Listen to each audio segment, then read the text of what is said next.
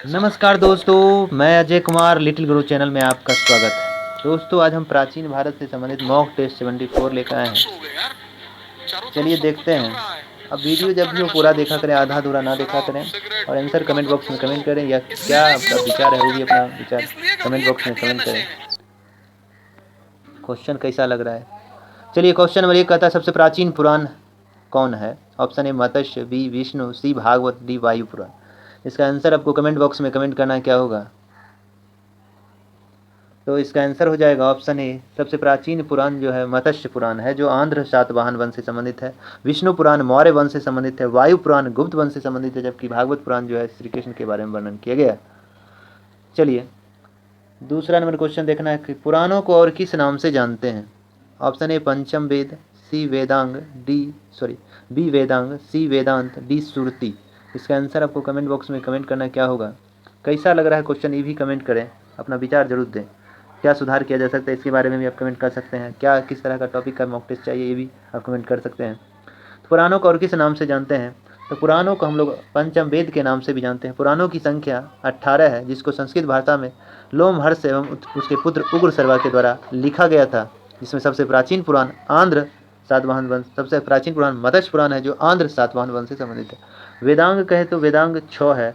वेदों को भली भांति पढ़ने के लिए वेदांग की रचना की गई। वेदांग को हम श्रुति के नाम से भी जानते हैं। वेदांत जिसे उपनिषद कहा जाए, उपनिषदों की संख्या 108 है, मुख्य उपनिषद 13 है। चलिए नेक्स्ट क्वेश्चन देखते हैं।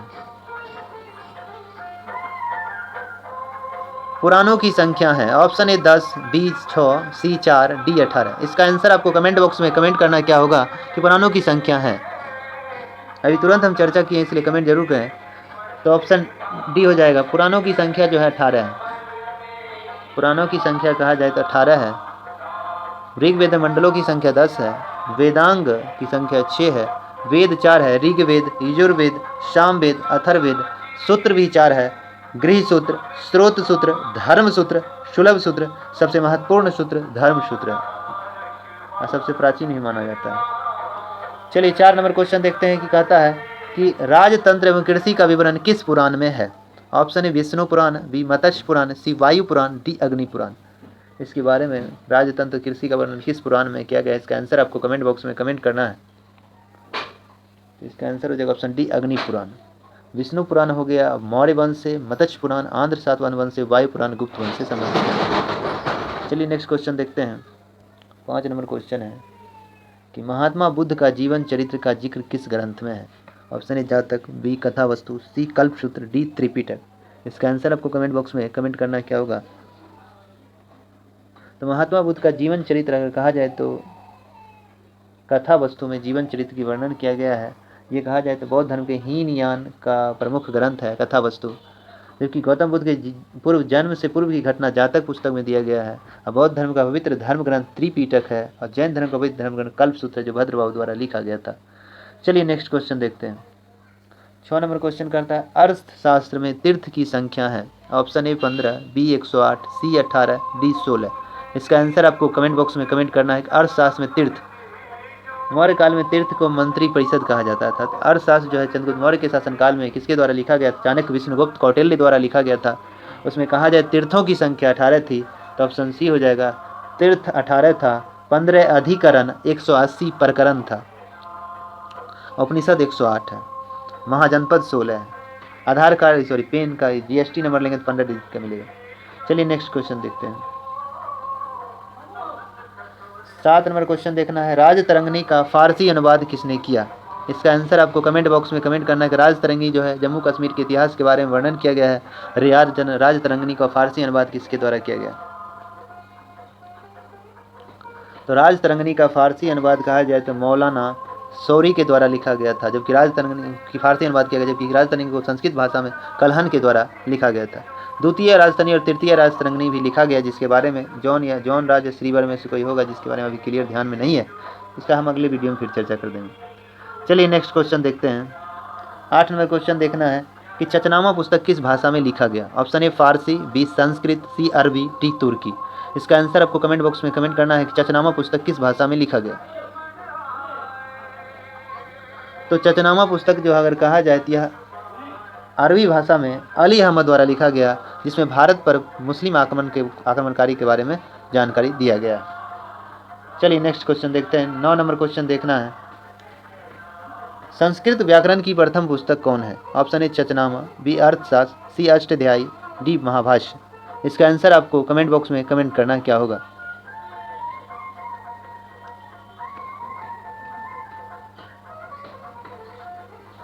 तो संस्कृत व्याकरण की प्रथम पुस्तक अष्टाध्यायी जो है, ऑप्शन सी इसका आंसर हो जाएगा, ऑप्शन सी हो जाएगा। संस्कृत व्याकरण की पुस्तक अष्टाध्यायी पाणिनि के द्वारा लिखा गया संस्कृत भाषा में प्रथम व्याकरण की पुस्तक थी। और चचनामा अली अहमद द्वारा लिखा गया अरबी भाषा में, जिसमें मुस्लिम आक्रमणकारी के बारे में भारत में जानकारी मिला। अर्थशास्त्र जो चाणक्य, विष्णुगुप्त, कौटिल्य द्वारा लिखा गया चंद्रगुप्त मौर्य के शासनकाल में जो राजनीतिक पुस्तक थी। और महाभाष्य जो है पतंजलि द्वारा लिखा गया, जिसमें उसमें शुंग के बारे में, यज्ञ जो करवाए थे पुरोहित थे उसको, इसके बारे में वर्णन किया गया। चलिए नेक्स्ट क्वेश्चन देखते हैं। 10 नंबर क्वेश्चन कर रहा है, इतिहास का पिता कहा जाता है? Option A Ctesias, B Herodotus, C Megasthenes, D Deimachus. इसका आंसर आपको कमेंट बॉक्स में कमेंट करना है। इतिहास का फादर ऑफ हिस्ट्री किसे कहा जाता है? तो इतिहास का पितामह हेरोडोटस को कहा जाता है, जिसने हिस्टोरिका पुस्तक 5वीं शताब्दी ईसा पूर्व में लिखा, जिसमें भारत और फारस के संबंध के बारे में वर्णन किया है। और टेसियस जो है हेरोडोटस यूनानी यात्री था, यूनानी लेखक था। टेसियस भी एक यूनानी लेखक है। और मेगास्थनी चंद्रगुप्त मौर्य के दरबार में आया था, जिसने इंडिका पुस्तक लिखा था। और डायमेकस बिंदुसार के दरबार में आया था। चलिए नेक्स्ट क्वेश्चन देखते हैं। 11 नंबर क्वेश्चन देखना है, मेगास्थनी किसके राज दरबार में आया था? अभी तुरंत चर्चा की, इसलिए कमेंट बॉक्स में कमेंट जरूर करें। Option A Sikandar, B Bindusara, C Chandragupta Maurya, D Chandragupta द्वितीय। इसका आंसर आपको कमेंट बॉक्स में कमेंट करना है कि मेगास्थनी किसके राज दरबार में आया। तो इसका आंसर हो जाएगा ऑप्शन सी, मेगास्थनी चंद्रगुप्त मौर्य के दरबार में आया था, जिसने इंडिका नामक पुस्तक की रचना की। डायमेकस बिंदुसार के राज दरबार में आया था। सिकंदर भारत पे जब आक्रमण किया उस समय धनानंद का शासन था। और फाहियान चीनी यात्री था, चंद्रगुप्त द्वितीय विक्रमादित्य के दरबार में आया था। चलिए नेक्स्ट क्वेश्चन देखते हैं। 12 नंबर क्वेश्चन कह रहा है, इंडिका पुस्तक के लेखक कौन है? Option A Megasthenes, B Deimachus, C Nearchus, D Fahien. इसका आंसर आपको कमेंट बॉक्स में कमेंट करना क्या होगा।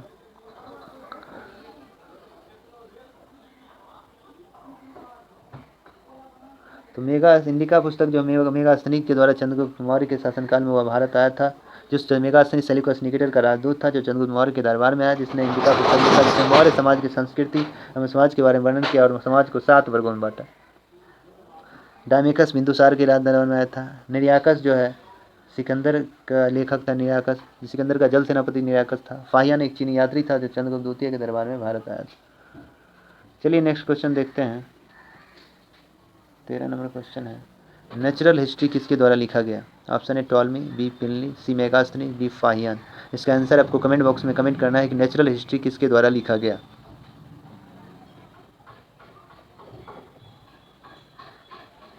नेचुरल हिस्ट्री जो है यह प्लिनी के द्वारा लिखा गया था।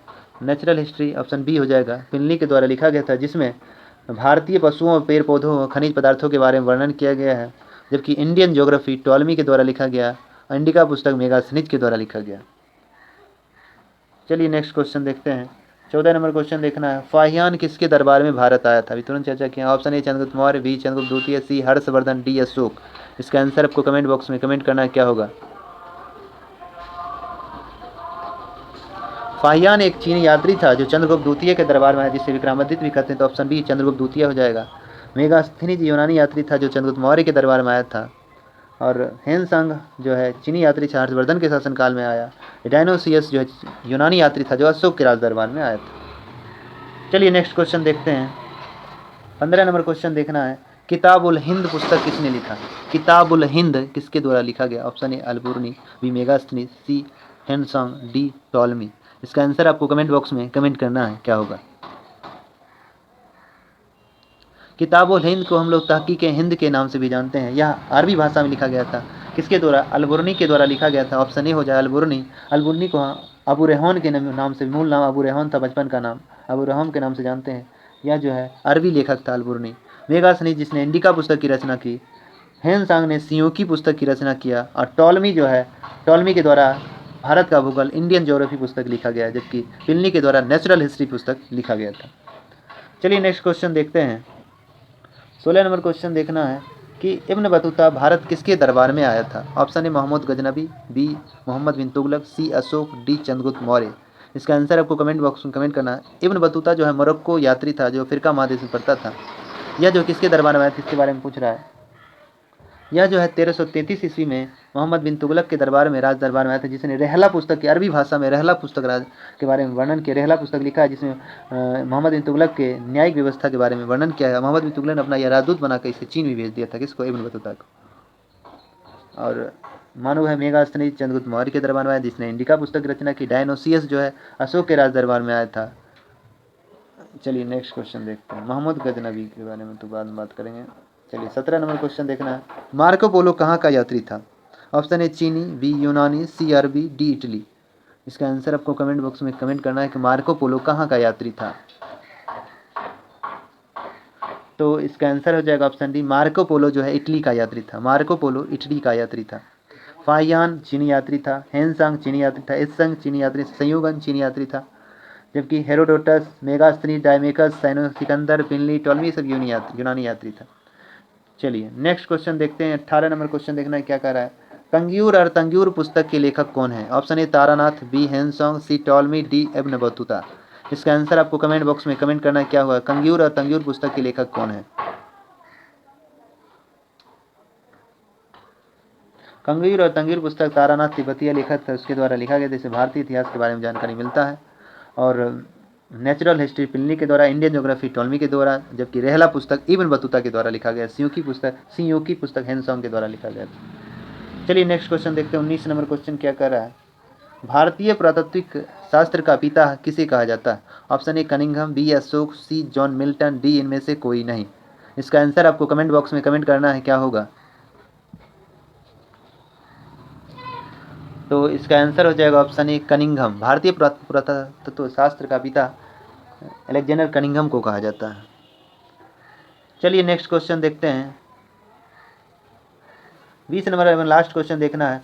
सबसे पहले भारतवर्ष जिक्र किस अभिलेख से मिला है। ऑप्शन ए भीतरी स्तंभ लेख, बी हाथी गुफा अभिलेख, सी एरन अभिलेख, डी मदसौर अभिलेख। इसका आंसर आपको कमेंट बॉक्स में कमेंट करना है क्या होगा।